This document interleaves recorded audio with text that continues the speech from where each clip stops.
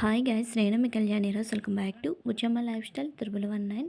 అందరూ బాగున్నారా? నేనైతే చాలా బాగున్నానండి. మీరు ఎలా ఉన్నారు? కామెంట్ సెక్షన్లో అయితే కామెంట్ చేసేసేయండి. చాలామందికి పూలపాడ్యమి రోజు అరటి దవ్వలు లేవు అనుకున్న వాళ్ళకి ఈ ఐడియా బాగా యూజ్ అవుతుందనేసి అయితే ఈ వీడియో చేస్తున్నాను. ఆల్రెడీ పూలపాడ్యమి పూజా విధానం, పూలపాడ్యమికి ఎన్ని ఒత్తులు వదలాలి, శుభ సమయం ఏంటి అన్నీ ఆ వీడియోలో చూపించా కనుక ఈ వీడియోలో అవేం చూపించట్లేదండి. ఓన్లీ అరటి దవ్వలు లేని వాళ్ళు ఇటువంటి వాటితో దీపాలు విడిచిపెట్టచ్చు పూలపాడ్యమి రోజు అనేది ఈ వీడియో కాన్సెప్టు. నేను ఆ వీడియోలో చెప్పాను కదా పోస్ట్ చేస్తానని, టైం కుదరలేదండి. ఇంకా 1 డే ముందైతే మీకు పోస్ట్ చేస్తున్నాను. ఈ వీడియో మీకు బాగా యూజ్ అవుతుంది. అయితే ముందు చెప్పినట్లగే పల్లెంకి 4 వైపులా ఇంకా పసుపుతో కానీ గంధంతో కానీ ఇలా బొట్టులా పెట్టుకొని దానిపైన కుంకుమ బొట్టు పెట్టేసి పళ్ళెంలో వాటర్ వేసుకొని పసుపు కుంకుమ అక్షింతలు పువ్వులు అన్నీ వేసుకోవాలన్నమాట.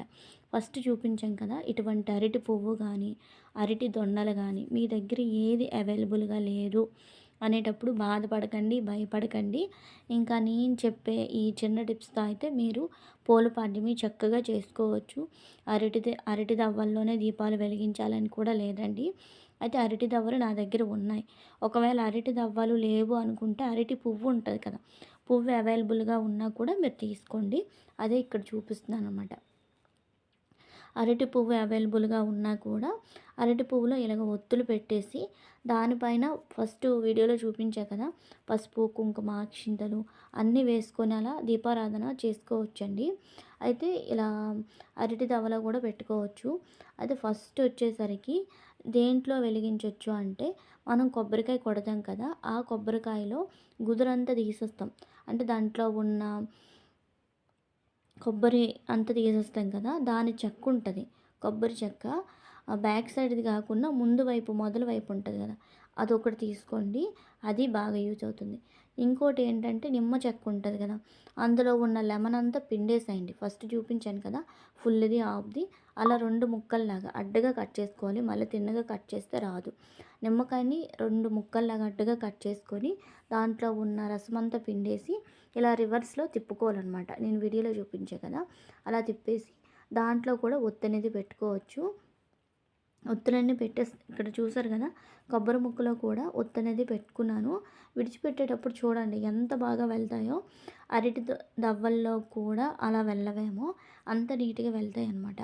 ఇంకోటి ఏంటంటే మ్యాక్స్ బాక్స్, మన ప్రతి ఇంట్లో అగ్గిపెట్టె అనేది ఉంటుంది. అగ్గిపెట్టెలో ఉన్న అగ్గి పుల్లలు ఉన్న బాక్స్ ఉంటుంది చూడండి, అది తీసుకోండి.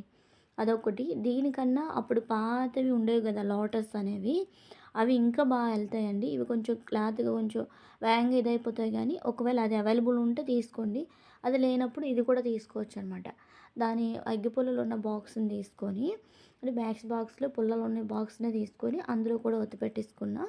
ఇంకోటి ఏంటి అంటే అరటి దవ్వలు లేకపోయినా ఇప్పుడు ఎక్కడ పెడితే అక్కడ జిల్లేడు మొక్కలు అనేవి ఉంటున్నాయండి ప్రతి వీధిలో కూడా. ఆ జిల్లేడాకులు కూడా మనం యూజ్ చేసుకోవచ్చు. అది ఇక్కడ జిల్లేడాకు ఒకటి తీసుకుంటున్నాను.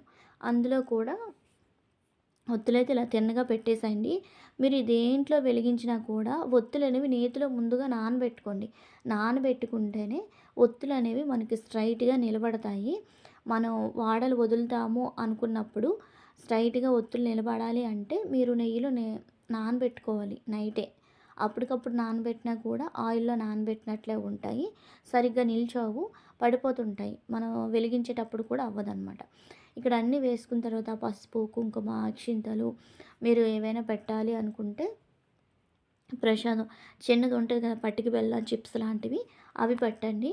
బరువు అయితే మళ్ళీ మునిగిపోతాయి. పువ్వు కూడా చిన్న చిన్నవి నందివర్ధనాల పువ్వులు ఉంటాయి కదా, అవి అయితే పెట్టుకోండి. అయితే ఇక్కడ అన్నీ వేసుకున్న తర్వాత నేను ఇక్కడ అగ్గిపుల్లతో వెలిగిస్తున్నాను అనుకోవద్దు, మళ్ళీ కామెంట్ చేస్తారు. ఇది వీడియో పర్పస్ మీద అగ్గిపుల్లతో వెలిగిస్తున్నాను. మీరు వెలిగించేటప్పుడు ఏకహారతితో కానీ అగరవత్తితో కానీ వెలిగించుకోండి. ఇక్కడ అన్నీ ఇలా సర్దుకున్న తర్వాత ఒక్కొక్క దీపాన్ని అయితే ఇలా వెలిగించేసేయండి. నేను వీడియో పర్పస్కి అగ్గిపుల్లని యూజ్ చేశానండి. మీరు యూజ్ చేసేటప్పుడు మాత్రం దీపం వెలిగించేటప్పుడు మాత్రం అగరవత్తిని కానీ ఏకహారతిని కానీ పెట్టండి. చూసారు కదా ఎంత చక్కగా దీపాలు అనేవి వెళ్తున్నాయో. నాకైతే సూపర్ అనిపించిందండి. వీడియో కోసం చేశాను కానీ చాలా బాగా అనిపించింది. చాలా రోజుల నుంచి వీడియో పోస్ట్ చేద్దాము అనుకుంటున్నాను. అవ్వట్లేదు, ఖాళీ ఉండట్లేదనమాట. ఇంకా వీడియోస్‌తో పాటు నాకు ఇంట్లో కూడా పని ఉంటది కదండీ! ఆ పని వల్ల అవ్వలేదు.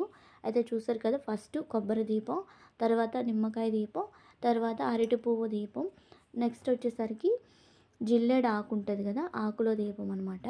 ఇంకా లాస్ట్ వచ్చేసరికి అగ్గిపెట్టెలో పెట్టిన దీపాన్నయితే ఇక్కడ నీటిలో దీపాలైతే విడిచిపెడుతున్నాను.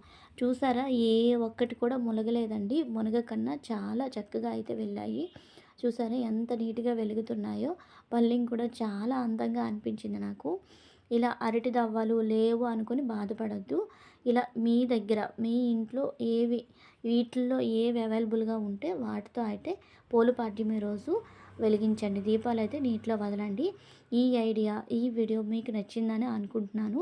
వీడియోనైతే ఇంతటితో ఎండ్ చేసేస్తున్నాను. ఈ వీడియో కనుక మీకు నచ్చితే లైక్ చేయండి, షేర్ చేయండి. మరిన్ని వీడియోల కోసం మన ఛానల్‌ని తప్పకుండా సబ్స్క్రైబ్ చేయండి. Bye bye. Keep watching. మరో కొత్త వీడియోతో అయితే మళ్ళీ కలుద్దాం.